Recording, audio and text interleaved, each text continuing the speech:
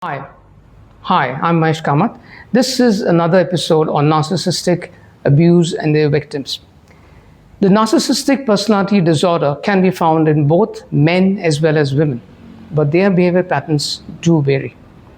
We've done a few videos about male narcissists and their abuse on women. Recently, I had a request from a friend about making an episode on narcissistic women. Some women I spoke to also agreed to this idea, and they too provided me with information about it. There are male and female victims of a narcissistic woman. Please note that. Now, here are some of the traits. Here are some of the traits.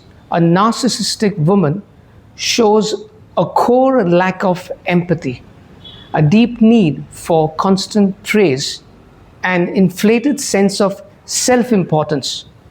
Though these traits often hide behind covert or subtle behavior patterns, instead of the loud, boastful ways the male narcissist operates. Now I'm going to give you some key behavioral signs. One is covert control. She uses guilt, the silent treatment, or passive aggressive behavior instead of direct demands. The male narcissist might give direct demands on the woman. Next is victim mentality. She turns arguments around so that she appears to be the injured party and forces others to apologize. Very smart. Next is relational aggression. Engaging in gossip, subtle exclusion, or harsh competition with friends, peers, or family members. A lot of gossip she does to convert her image into the good person and the victim's image as the bad person. The next one, zero accountability. Refusing to accept blame for mistakes and rewriting events to protect her self-image.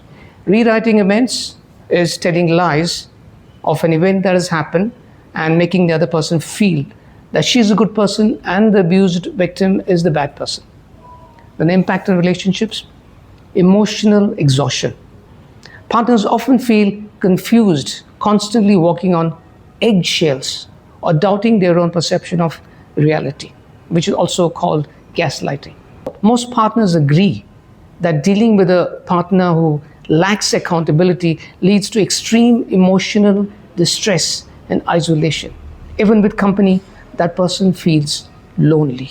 I'd like to thank Ms. Aman Dhillon for explaining this very clearly about a narcissistic woman. She's a lady who makes Instagram videos for giving knowledge on narcissistic women and narcissistic people and how the victims go through the suffering they go through. She explains about the narcissistic mother-in-law. We've heard mother-in-law, daughter-in-law issues, even there have been comedy films about it. But how the abused person suffers is something she tries to expose. What kind of a mother is jealous of her own son's happiness? You're absolutely right. A narcissistic one. And now I need you to understand something clearly. What gets labeled as a protective mother, or she just loves her son too much in Indian families, is neither of those things. It's enmeshment. A pathological emotional fusion where a narcissistic mother never psychologically separated her identity from her son's. He was never fully her child. He was her possession, her primary source of validation, status, and emotional supply. And the moment another woman entered that equation, she declared war. Not loudly, never loudly, through whispers, guilt, and decades of conditioning. The son becomes emotional spouse, his mother's primary attachment, her confidant, her validation source. So when he genuinely chooses his wife, when he buys her something, prioritizes her, builds a life that centers her, the narcissistic mother doesn't experience that as normal marital love. She experiences it as abandonment and the guilt trip that follows. 9 महीने मैंने तुमको अपनी कोख में रखा, ये कल की आई लड़की के लिए अपनी माँ को भूल गया है, आजकल के बच्चे कैसे हैं, ये देखो अपने बीवी के पल्लू से बंध गया है, जोरू का गुलाम बन गया है. Sounds like jealousy to me because her husband couldn't. So he does not let her son do it.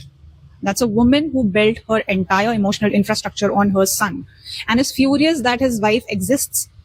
And then there's the competition, the part that would be almost comedic if it weren't so destructive.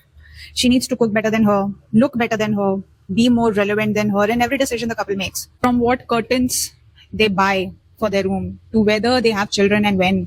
She inserts herself in everything because every space the daughter-in-law occupies is a space she is being replaced from. This is also marital rivalry, the same dynamic that the narcissistic mothers have with their own daughters, now transferred to the daughter-in-law. Because any woman her son loves is a direct threat to the throne she has occupied in his emotional world, and the gaslighting of the son.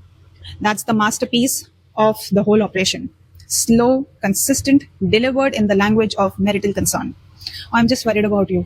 अरे मैं तो सिर्फ तुम्हारी चिंता करती हूँ.